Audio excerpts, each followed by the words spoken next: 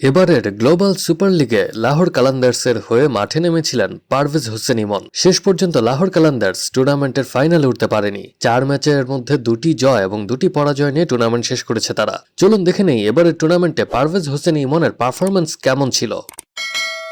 পারভেজ হোসেন ইমন লাহোর কালান্দার্সের 4টি ম্যাচের 4টিতেই খেলেছেন। রান সংগ্রাহকের দিক থেকে পারভেজ হোসেন ইমন লাহোর কালান্দার্সের পক্ষে তৃতীয় ছিলেন।